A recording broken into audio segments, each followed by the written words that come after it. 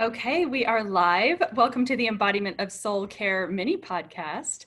We interviewed JJ Smith on our podcast yesterday and got it posted. And then today we're doing just a couple mini readings. I know Kelly already did hers. She's posting that. And this is a mini reading for myself that was somewhat preluded to in the previous podcast number 19. So JJ Smith, thank you so much for doing this today. I really appreciate it. I know that my grandpa has a couple things to tell me.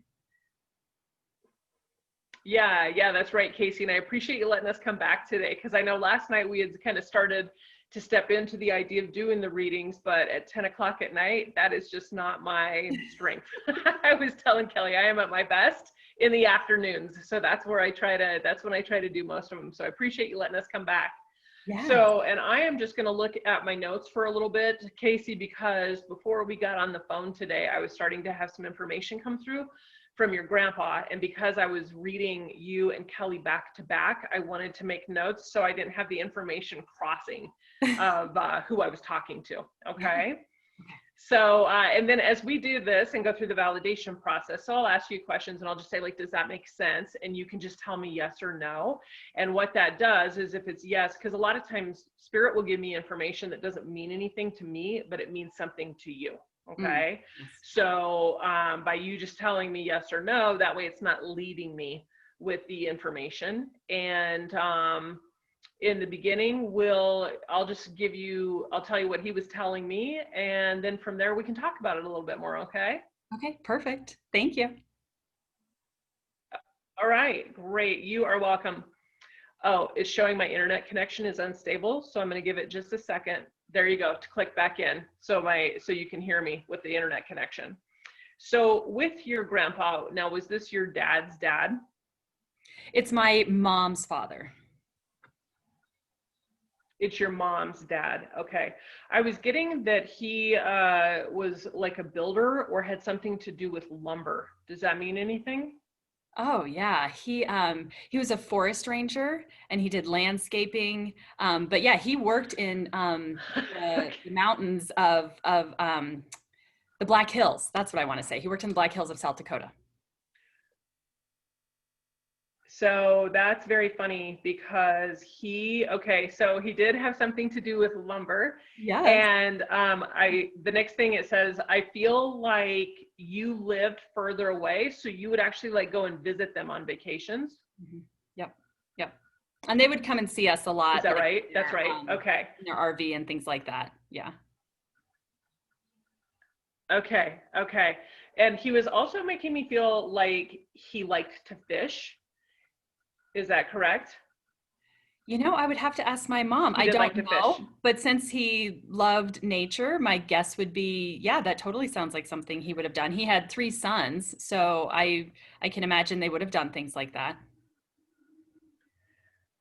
And I was going to ask you, Kasey, do you have one brother? No, I have 1 sister.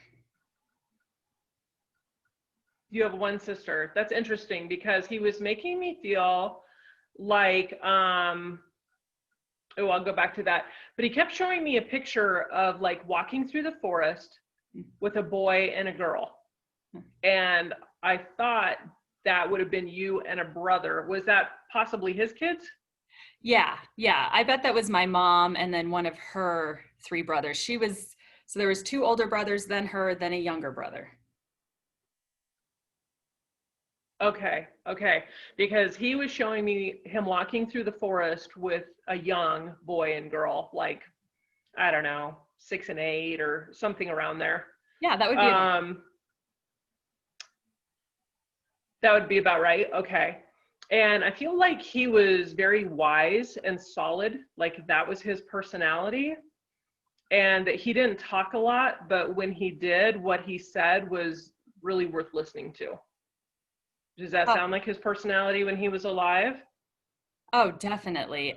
You know, a lot of times when I've thought about him and just what my mom has told me about him, my own sense, you know, because he died when I was younger and he already had Parkinson's at that time. So I didn't have a good experience of his authentic personality, but he very much had a poet's soul. You know, I think he was very quiet spoken, but very powerful in his own way. I feel like he did practice his Catholic faith, but I feel like there was a deep spirituality underneath the Catholic faith that really drove him and fed his faith in life. Okay. And he's actually bringing a quote to my mind right now, which I think it was from John Wayne, that says, speak softly, but carry a big stick. I feel like that was kind of the attitude that or the personality that he operated from, right? Yeah. He didn't talk a lot, but he was wise and he was solid. Yeah. Did he serve in the military? Oh, goodness. I don't think so. What did he do during the war? He was showing me, I'm trying to remember. He was showing me something that looked like a silver tag, like a silver dog tag is what he was showing me. And I wasn't sure what that was. You know, I'll have to check with my mom. Like maybe he was in service in some way. You know, okay, being a ranger, this or that. Maybe there's something I'm forgetting that he was involved with. I'll have to ask her. Okay. And if you have a notepad, I always have, like when something like this comes up, if you just want to jot it down on your notepad with a question mark, and then that way you can either ask your mom, or sometimes like stuff will come up and somebody will say, that doesn't ring a bell. And then they'll text me 2 days later and go, I know exactly what that was. So, okay. And I feel like he lived a pretty quiet life with your grandma. And he was telling me something about the post office. Does it mean anything? He was referring to the post office, and I don't know. I couldn't get enough information to figure out why he was referencing the post office. Well, so his youngest son has worked, he's retired now, but he was in government, and I feel like he had something to do with the post office, although my mom will probably laugh. I'm probably off on that, but I wonder if maybe it has something to do with Tom working in government service. Okay. Yeah. Okay. Yeah, I was going to say, jot down that thing about the post office, because he brought it up more than once, but I couldn't, it almost felt like maybe at some point he had a job at the post office, or there's some kind of meaning with the post office, and I couldn't figure out what he was trying to tell me with that. Okay. I feel like he was really hardworking and honest. Like that's kind of what he was known for. And I don't know if he was a bigger man, but it seemed like he kept showing me his hands, and he had like big, strong hands. Do you remember that at all? Because I know, it sounds right? Yeah. I mean, all of his sons are very like bigger and strong, you know? Okay. And I kind of remember him a little bit more, you know, in his more diminutive state, you know, in the later years. But yeah, I think he was rather tall. My grandma was rather tall, so it's hard to remember how tall he was, because she was, you know, quite tall. But okay. But he probably, you know, since he worked with I feel like probably.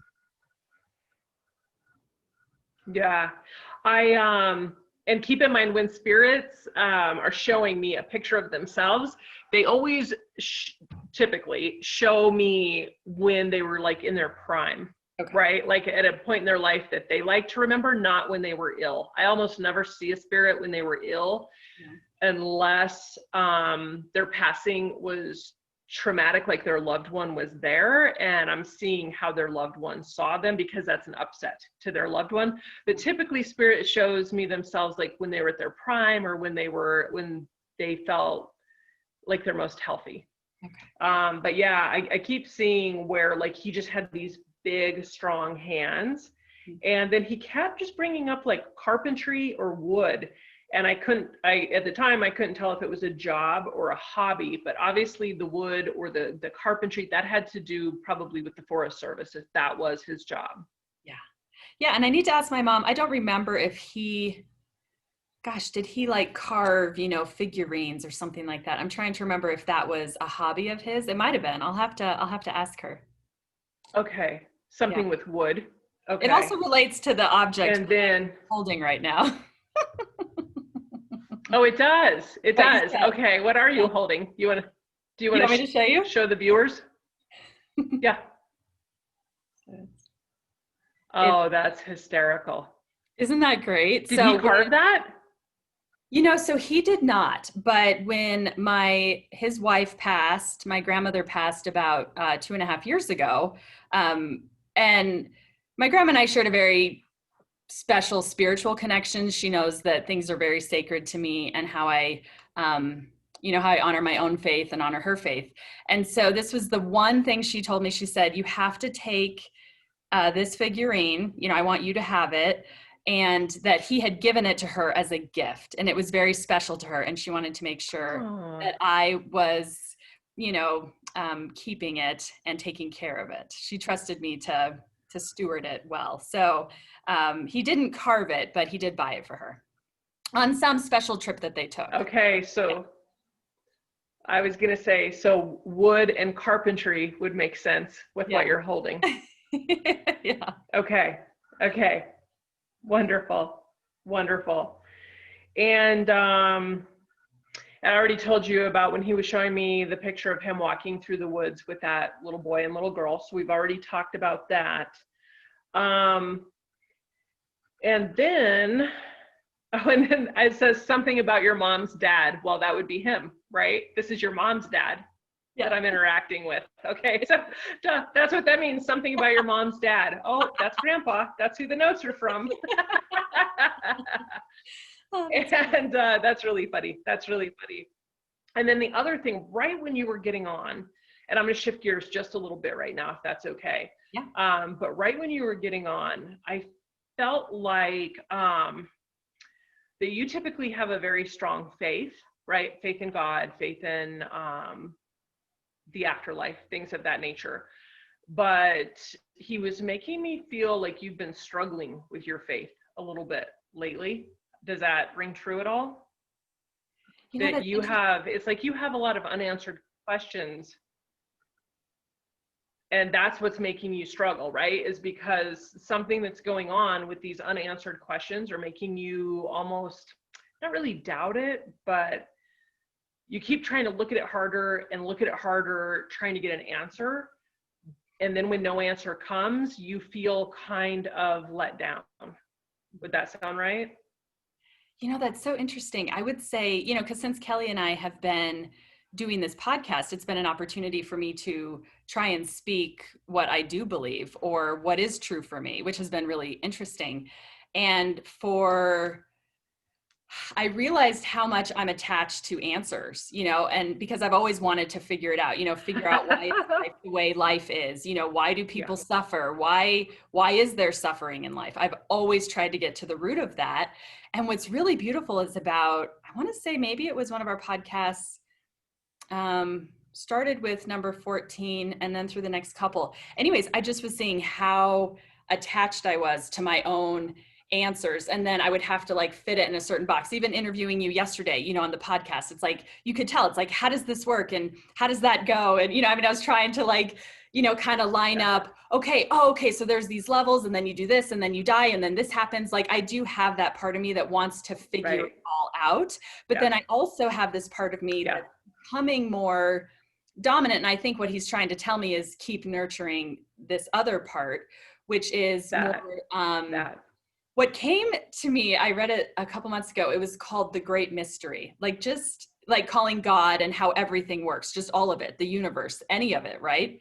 The great mystery, and just having and allowing some of it to just be a great mystery.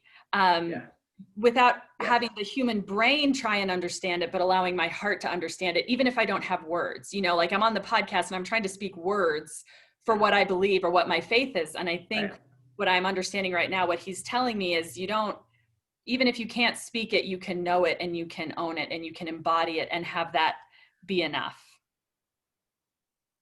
And he's telling me that you don't have to put everything in a box. Yeah. He's making me feel like this thing with how you always want answers, like you need an answer to all of these different questions. It's your own need to try to organize and put things in a box. And that's not how the universe works, right? It's not a math problem, like a math equation is what he's telling me. It's not a math equation, right? It's something way bigger than our minds can ever fathom. And so that's why where people find their frustrations, I'm sorry, I'm just listening to him right now, where people find their frustrations is when they are trying to humanize what the afterlife is, right? Because it's not, there aren't definitive answers like a math equation. It is about something that's, oh yeah, they're giving me goosebumps and making me teary now if you can see it. It's, so that's my physical reaction. Do you remember I told you when spirit's close to me that's what starts happening? Yeah. But by trying to put everything in a box, and he's telling me to tell you this right now, by trying to put everything in a box, you are, you're creating frustration for yourself, which then makes you, I don't want to say doubt your faith, but brings in more questions, right? And it's like the more questions there are, the more frustration you feel that you don't have answers to something you want to know. And I think it's just the way that your mind typically thinks, right? That if you can, I'm guessing you're a highly organized person. And so if you can find the organization behind the question, then it helps you feel more in control, or it gives you a level of peace. But that's actually not what faith is, right? And that's not what the other side is. When you have faith, it's not having the answers to the question and still knowing that that it's there, that you're, you know, that you're surrounded in love and you're surrounded in light, and that you don't have to know all the answers. Yeah. You know, it's interesting. What comes to me as you say that is it's almost like since I had a child, I almost wanted to figure out, some of it became almost more urgent because it's like, oh, I need to tell him, you know, so that he feels okay, so he doesn't suffer as much, you know, so that he has a more joyful life and isn't so weighed down by the questions, you know, almost like trying to avoid that for him or something, you know. And as I'm listening to you, I think that's part of why I've had some drive as well to define it and to make it okay, or, you know, define, but that I can communicate that to him in so many ways other than words. And I can also communicate it to him in this nebulous way of, hey, there aren't specific answers, but just, you know, like Kelly and I talk about, there's that love and that light within that nothing can touch. Have faith in that, even if you don't have all the answers, you know. So it's like a nice, humble way of coming about it, rather than like I'm supposed to give him some like outlay of answers, right, which he'll go find his own answers. You know, he doesn't need mine. I just need to embody my own energy for myself and pass on to him whatever I pass on. But that's kind of what came up for me as you were saying that. The spirit just told me to tell you that you don't have to fix anything, right? That's why you're wanting those answers for your son, is so you can fix whatever might trouble him in the future. And that's not what the path is about, right? Like whatever comes up for him in the future is because those are tools that he needs to learn for himself so that he can walk his path and evolve into the person he's supposed to come or become while he's on the earth, just like it is for all of us. And I know as a parent, you want to protect your children and not have them suffer the way that we might have suffered when we were growing up, right?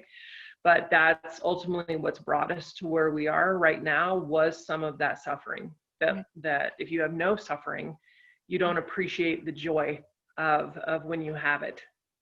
Yeah. Yeah. But yeah, your grandpa's telling me he doesn't want you to feel like you have to struggle in your faith. Like it's almost started to become where it feels like a fight for you, right? Like I want this answer, and like where it feels like demanding, right? And that the more you do that, the further it pushes you from your faith. Yeah. Yeah. Well, that's beautiful. Thank you so much. I love that. Thank you. Yeah, you're welcome. You're welcome. Thanks for spending the time with me today and letting me do this reading and trusting me with your loved one, and sharing your family with me and sharing your faith. So if you, if anybody wants to find me or talk to me, I do have my website page, which is jjsmithmedium.com. And I also have a Facebook page under JJ Smith Medium. So if you'd like to watch any videos of readings that I've done, or the spirit stories of the weekly wow, or this fantastic recording that we're doing right now, we'll be putting it up there too. And I just appreciate your ladies' time. It was a great experience, and it was inspiring, and you're both very beautiful people. So thank you for having me. Oh, definitely. Thank you, my dear. It was just absolutely beautiful. I treasured our conversation yesterday. I've already re-listened to it. It was so good. I'm sure I'll listen to it at least a few more times. There was so many beautiful nuggets in there for people to really, just experience that love and that light within. So thank you so much. I appreciate it. Have a beautiful rest of your day. And I'll definitely post in the notes Thanks. as You too. well Take care. about with your website and everything. Okay. Okay, thank you. Thanks so Bye. much. Have a great one, Kasey. You Bye-bye. too. Bye.